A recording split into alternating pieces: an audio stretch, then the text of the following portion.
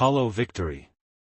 The medals clinked against each other as Commander Vance pinned them to Ren Hayashi's chest. The ceremony hall of Starbase Epsilon smelled of industrial cleaner and recycled air. Ren tried not to fidget in his dress uniform as the commander droned on about honor, sacrifice, and the glory of the Terran Alliance. Ren's thoughts drifted to the promised reward, enough credits to finally buy his own vessel, leave the military behind, and start trading along the outer rim. The fighting at Helios Delta had been brutal, he'd lost friends, gained scars both visible and hidden. But the bounty promised to decorated soldiers would make it worthwhile. And now, Commander Vance announced with theatrical flair, the special commendation for Lieutenant Ren Hayashi, whose tactical brilliance saved the 7th Fleet. Ren straightened his spine, anticipation buzzing in his veins. This was it, his ticket to freedom. The side door of the hall slid open. Instead of an officer with a credit chip or certificate, a figure stepped through that made the room fall silent. She was tall, nearly matching Ren's 6-foot frame. Her skin shimmered with a subtle iridescence, pearl-white with undertones that shifted between lavender and blue depending on how the light hit her. Large, almond-shaped eyes regarded the room with cool assessment, their irises a striking amber that seemed to glow from within. But most remarkable were the delicate, feather-like appendages that cascaded from her temples to her shoulders, pulsing gently with bioluminescent patterns.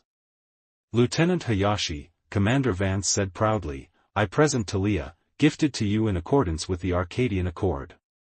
Ren blinked, unable to process the words. I'm sorry, sir. Did you say, gifted? Commander Vance smiled broadly.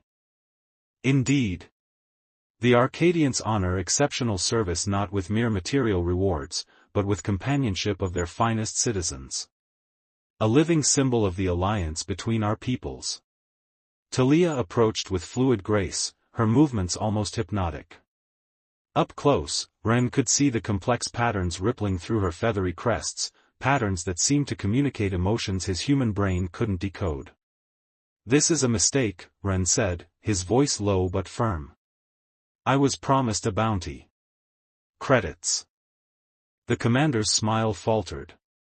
The treaty stipulation supersedes standard military compensation protocols. Consider yourself fortunate, many would consider this a far greater honor than mere currency. Talia's amber eyes locked with Ren's. Your disappointment is palpable, she said, her voice melodic with an undertone that reminded him of wind chimes. How terribly inconvenient for you. Ren struggled to maintain his composure. With all due respect, Commander, I cannot accept this. The room temperature seemed to drop several degrees. Commander Vance leaned in close, his jovial expression replaced by something cold and calculating. You absolutely can and will accept. Refusing would constitute a diplomatic incident that could unravel the entire Arcadian Accord. I fought for credit compensation, Ren insisted, desperation creeping into his voice. You fought for the Alliance, Commander Vance corrected sharply. And the Alliance has determined your reward. Consider the alternative, court-martial for rejecting a diplomatic gift of this magnitude. Ren felt trapped, walls closing in from all sides. He'd survived 3 years of bloody conflict only to be imprisoned by politics and protocol.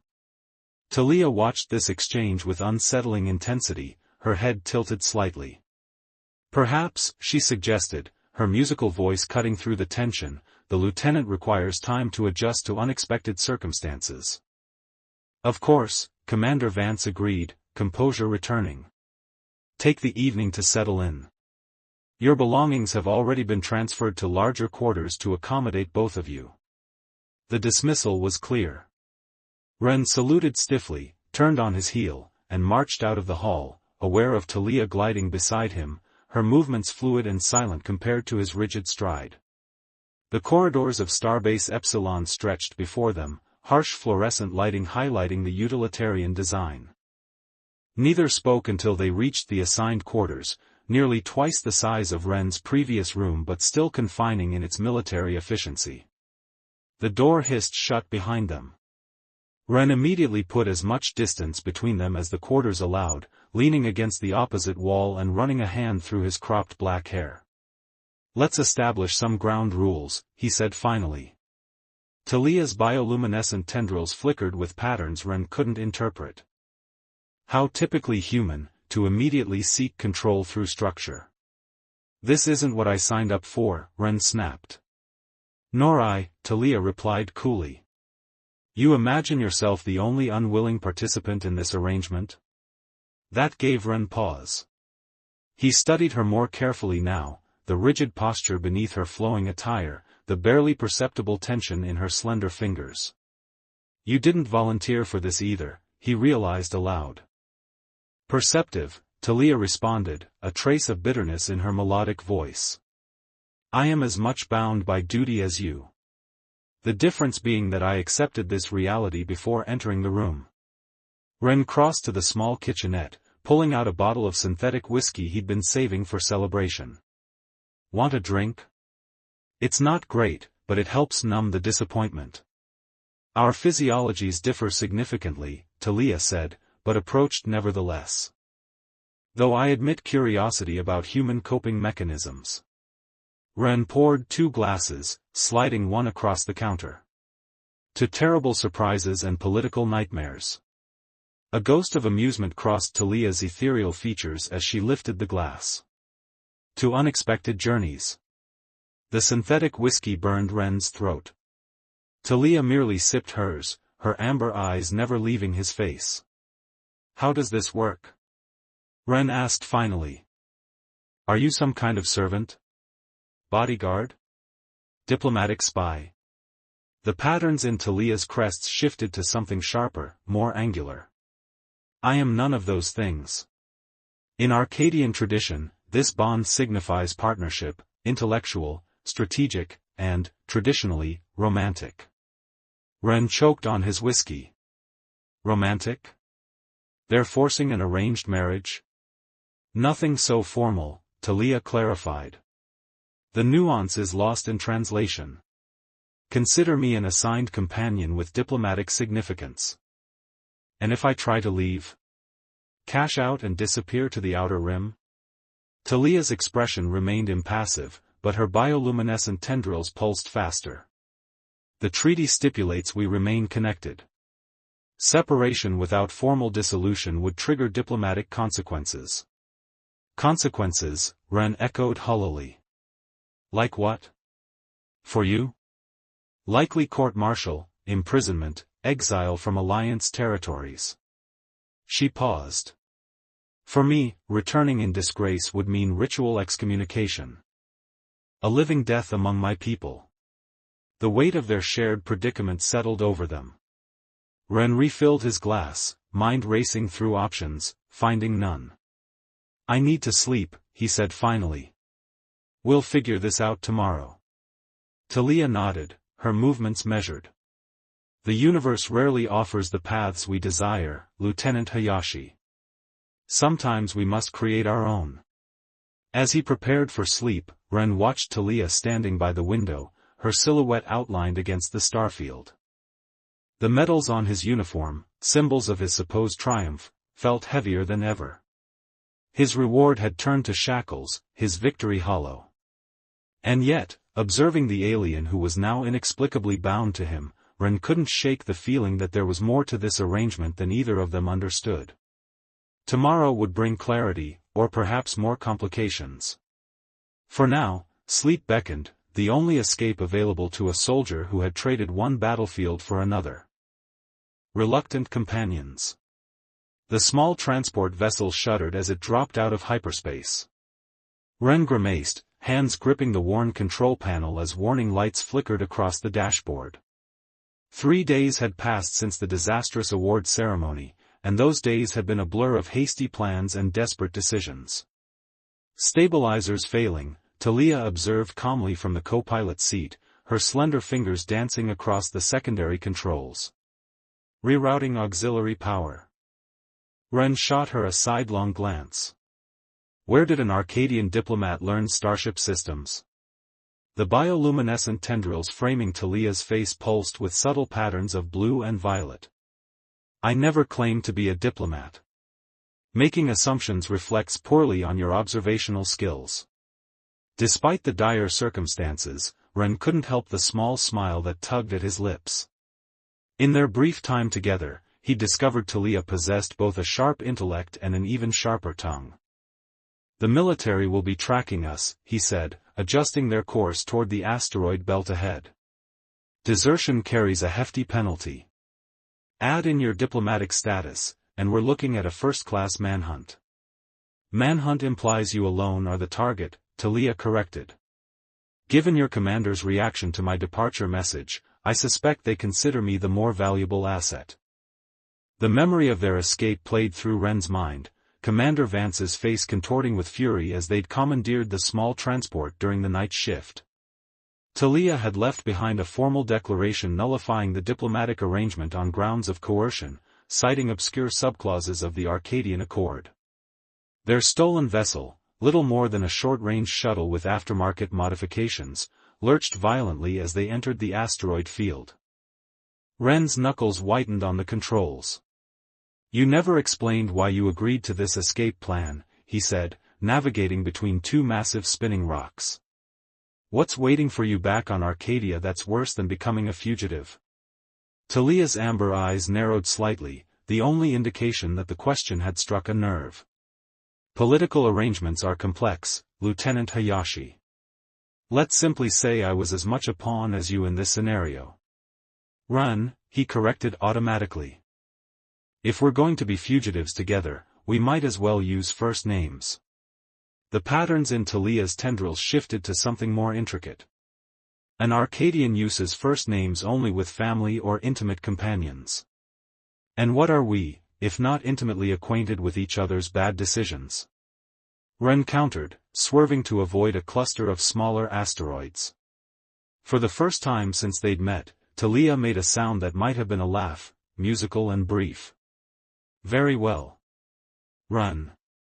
The ship sensors blared suddenly, red lights flashing across the console. Alliance patrol vessel detected, Talia announced, scanning the readouts. Corvette class, heavily armed. Ren cursed, diving the transport deeper into the asteroid field. They're faster and better armed. Our only advantage is maneuverability. And knowledge, Talia added, pulling up the navigation system. There's an abandoned mining outpost 3 kilometers into the field. The mineral composition should mask our energy signature. Ren raised an eyebrow. How do you know that? The same way I know 7 languages and can pilot 3 different classes of starships, she replied cryptically. I pay attention. The mining outpost loomed ahead, a skeletal structure clinging to the surface of a massive asteroid. Ren guided their vessel into a shadowed landing bay, powering down all non-essential systems as the patrol ship passed overhead. Darkness enveloped them, broken only by the soft glow of emergency lights and the bioluminescent patterns rippling through Talia's tendrils. In the dim blue light, her features seemed more alien than ever, yet strangely beautiful. What now? She asked, her voice barely above a whisper. Now we wait, Ren replied, unstrapping from the pilot's seat and stretching his cramped muscles. And hope they don't have heat sensors. The interior of the transport was cramped, designed for cargo rather than comfort. Their hasty departure had left little time for provisions. A small bag of emergency rations and water recyclers were their only supplies. Talia moved to the rear compartment, examining the sparse accommodations. Your plan has considerable flaws. It wasn't exactly a plan, Ren admitted, following her. More of a panicked reaction to being treated like property. Yet you had the foresight to arrange access codes and disable tracking beacons, she observed. Not entirely impulsive. Ren shrugged, sinking onto the narrow bench that doubled as a sleeping berth. 3 years in special operations teaches you to keep escape routes open. I never trusted the Alliance, even when I was fighting for them. Then why fight at all? The question held genuine curiosity rather than judgment. The money, Ren said simply. Colony kid from Tarsus 4. No education, no prospects. Military service promised a way out, hazard pay, and bonuses for high-risk operations. He gave a bitter laugh. So much for that last part. Talia settled beside him, careful to maintain distance. My assignment to you was equally unexpected. I was to represent Arcadian interests in human territory through cultural exchange. Cultural exchange, Ren repeated skeptically. Is that what they call indentured companionship these days? The patterns in Talia's tendrils shifted to sharp, angular pulses. The treaty was meant to foster understanding between our species. Instead, it became twisted. Politicized. A heavy silence fell between them, filled only by the distant sounds of the patrol ship scanning the asteroid field. After several tense minutes, the hum of engines faded as the Alliance vessel moved on. They'll be back, Ren said, rising to check the sensors. With reinforcements. Then we should not linger, Talia agreed, following him to the cockpit. I've been analyzing the star charts. There's an independent trading post in the Verilise system, beyond Alliance jurisdiction. Ren eyed her with newfound curiosity. You're surprisingly resourceful for someone I was told would be a diplomatic burden. And you're surprisingly principled for someone who claims to fight only for money, she countered smoothly. Their gazes locked, tension hanging between them, not entirely unpleasant, but charged with unspoken questions. Ren broke the contact first, turning to power up the ship's systems. Verilise it is, he said, initiating the launch sequence. 3 days travel if we push the engines. The fuel cells won't last that long, Talia pointed out, scanning the diagnostics. Then we get creative, Ren replied, guiding the ship out of the landing bay. There's a way station near the Carol Nebula. Not exactly legitimate, but they don't ask questions. As they cleared the asteroid field, the vastness of space opened before them, beautiful, dangerous, and full of possibilities. For the first time since the ceremony, Ren felt something beyond anger and resentment. Something almost like hope. Why did you help me escape? He asked suddenly. You could have reported my plans, gained favor with your people. Talia was quiet for a long moment, her amber eyes fixed on the starfield ahead.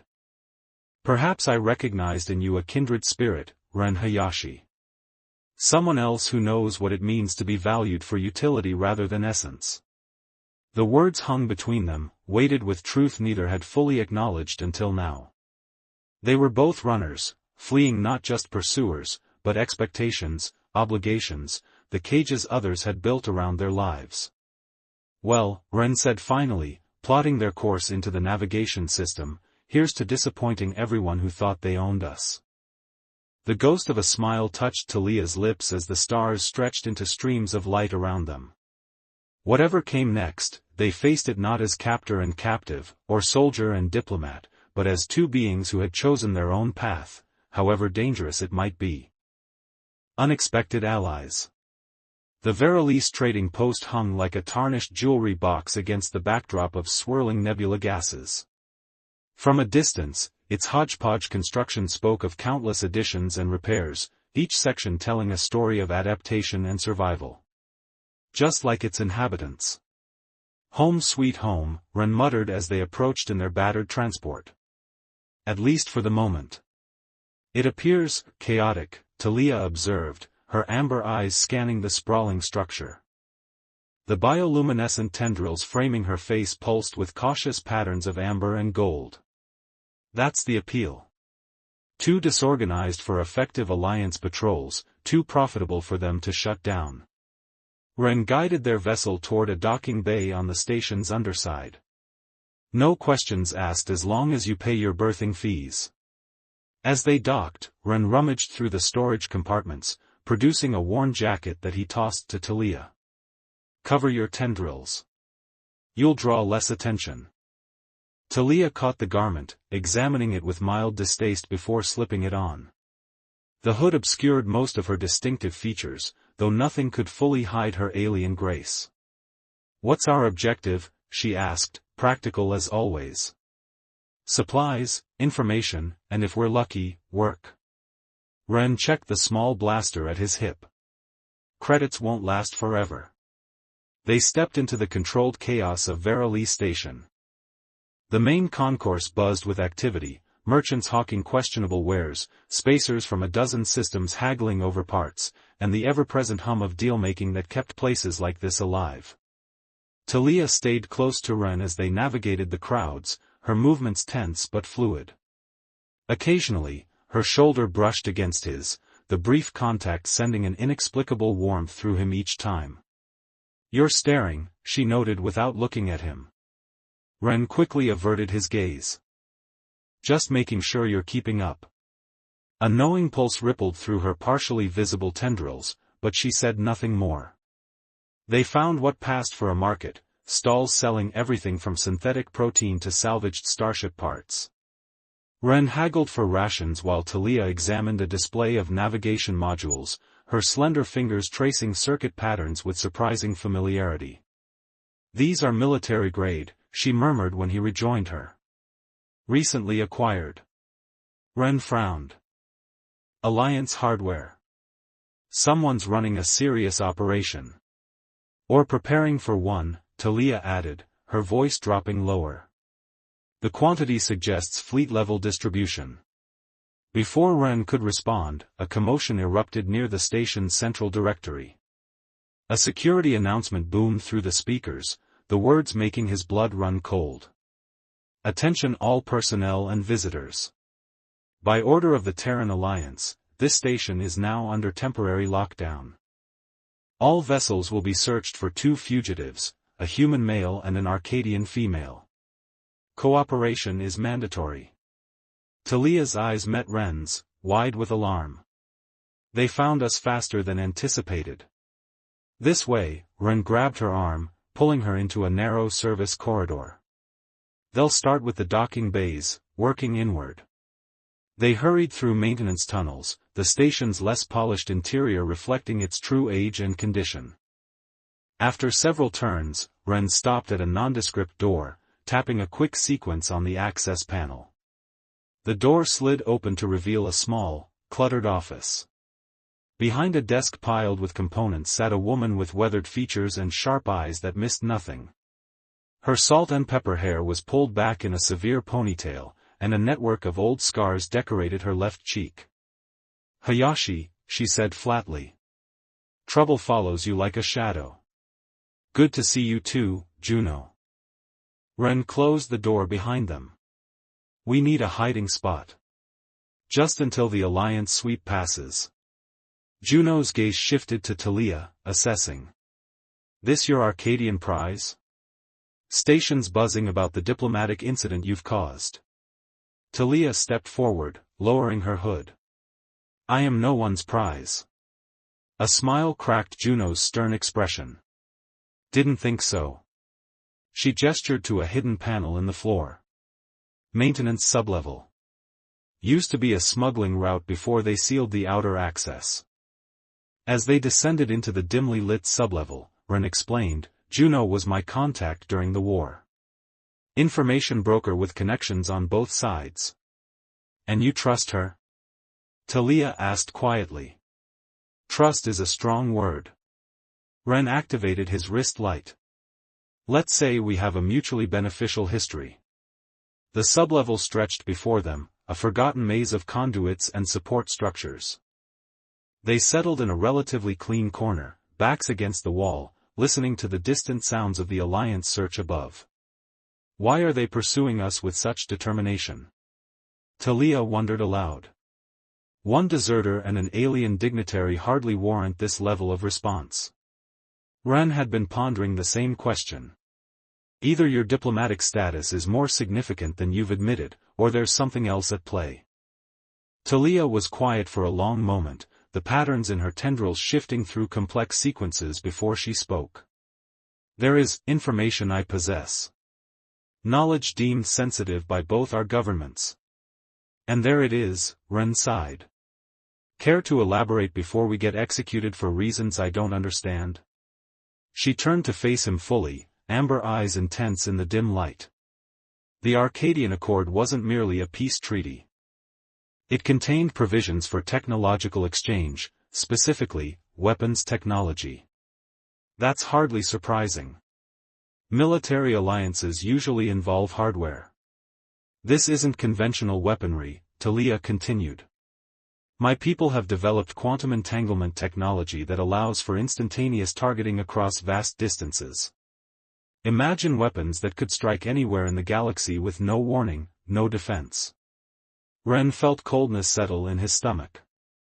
And you were sent to facilitate this exchange? I was sent to evaluate human trustworthiness, she corrected. My reports would determine whether the technology would be shared. The gift arrangement was a cover, allowing me close access to military operations. So I wasn't just getting a companion, I was being assessed. Ren's voice hardened. Was anything about our arrangement genuine? Talia's tendrils pulsed with patterns he now recognized as distress. The arrangement itself was political, yes. But my decision to leave with you was not. Their conversation was interrupted by the hatch above sliding open. Juno's face appeared in the opening. Time to move, she whispered urgently. They're conducting thorough searches now, biometric scans. They followed her through a series of maintenance corridors, emerging in a private hangar bay where a sleek vessel waited, smaller than their transport but clearly faster and better equipped. Registered under 3 layers of shell corporations, Juno explained, handing Ren an access chip. Alliance can't trace it without a lot more resources than they've brought to the station. Why help us? Talia asked, suspicion evident in her voice. Juno's scarred face hardened. Alliance has been consolidating power for years. Using the war as justification to absorb independent systems. Your little diplomatic scandal might be the push that fractures their coalition. We're just trying to stay alive, Ren protested. Not start an interstellar civil war. Too late for that, Juno replied grimly. The moment you two fled together, you became symbols. Now it's just a question of which side uses you more effectively. Alarms blared throughout the station. Alliance forces were expanding their search perimeter. Go, Juno urged.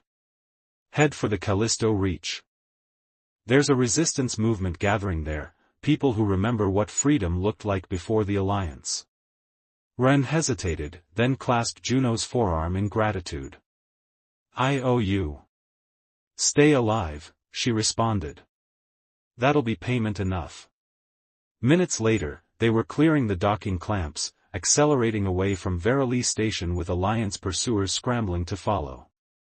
The new ship, sleeker and more responsive than their transport, cut through space with impressive speed. Once safely in hyperspace, Ren engaged the autopilot and turned to Talia. In the blue glow of the navigation console, she looked both ethereal and exhausted. Were you ever going to tell me about the weapons technology? He asked quietly. Would you have believed me if I had? She countered. Or would you have assumed I was manipulating you? The honest question gave him pause. Trust had never come easily to either of them, products of systems that valued utility over humanity. We're in this together now, Ren said finally. Whatever happens at Callisto Reach, we face it with all cards on the table. No more secrets. Talia studied him, the patterns in her tendrils settling into something steadier, calmer. Agreed. She hesitated, then added, there is one more thing you should know. More apocalyptic weapons? No. A hint of that rare, musical laugh escaped her. In Arcadian culture, companions chosen for warriors are selected for compatibility, not just diplomatic expedience. My assignment to you wasn't entirely arbitrary. Ren blinked, processing the implications. You're saying someone thought we'd be a good match? I'm saying, Talia replied, a new warmth in her amber eyes, that perhaps the universe has a sense of humor, bringing together two beings who value freedom above all else. As the stars streamed past in hyperspace, Ren found himself smiling. They were fugitives with uncertain futures and dangerous knowledge, heading toward a resistance they knew nothing about. Yet somehow, sitting beside this alien woman who challenged and intrigued him in equal measure, he felt more purpose than he had in years of military service. To unexpected journeys, he echoed her earlier toast, reaching across the space between them. After a moment's hesitation, Talia's slender fingers intertwined with his. And unexpected allies. Their newly joined hands, human and Arcadian, symbolized something greater than either had anticipated when they'd first met in that ceremony hall. Not property, not duty, but choice. And in that choice lay the seeds of revolution that would reshape the stars themselves. New horizons. The Callisto Reach materialized before them as they dropped out of hyperspace, a sprawling asteroid belt surrounding a binary star system. Hidden among the tumbling rocks were the subtle signs of habitation, communication arrays disguised as mineral formations, defense systems masquerading as navigational beacons. Impressive camouflage, Talia observed, her fingers dancing across the sensor displays. Even knowing what to look for, these installations are nearly invisible. Ren guided their vessel through the asteroid field, following the coordinates Juno had provided. The question is whether they'll welcome us or shoot us on sight. Their answer came in the form of a transmission, audio only, encrypted on multiple frequencies simultaneously. Unidentified vessel, a voice crackled through the comm system, state your purpose and authorization. Juno sent us, Ren replied simply. Said you might have use for a deserter and a diplomatic incident. A long silence followed before the voice returned, follow the NAV beacon. Any deviation will be considered hostile. A small light appeared on their navigation screen, guiding them deeper into the asteroid field. Eventually, a massive rock formation loomed ahead, unremarkable except for its size. As they approached, a section of the asteroid's surface shimmered and disappeared, revealing a concealed hangar bay. Holographic camouflage, Talia breathed. Military grade. They docked inside the asteroid base, where a reception committee awaited, a diverse group of humans and aliens, all armed but not overtly hostile. Their leader stepped forward, a tall woman with copper-brown skin and calculating eyes. Commander Hayashi, she greeted Ren. And Talia of Arcadia. I'm Admiral Varys. Welcome to Sanctuary. Ren tensed. You seem well informed about us. Information is currency out here, Admiral Varys replied. And you two represent quite the fortune. She gestured for them to follow. Walk with me. We have much to discuss. As they moved through the hidden base, Ren and Talia exchanged glances. The operation was far larger than either had anticipated, hundreds of people working in harmony, a mix of species and backgrounds united by common purpose. Admiral Varys led them to a command center burrowed into the heart of the asteroid. Holographic displays showed star charts, fleet movements, and intelligence reports from across the galaxy. The Alliance calls us rebels, Varys explained, but we prefer preservationists. We're fighting to preserve independence from a power that continues to expand under the guise of security and protection. And how do we fit into your preservation efforts? Talia asked directly. Varys smiled. Your escape has created fractures within both the Alliance and Arcadian hierarchies. Some factions support the treaty, others oppose it. The resulting discord provides opportunities. We're not interested in being political pawns, Ren interjected firmly. We've had enough of that already. Not pawns, Varys corrected.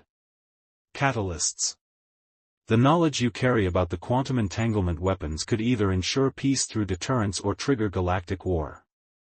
Which outcome depends on who controls the narrative. Talia stepped forward. You assume I'm willing to share such technology.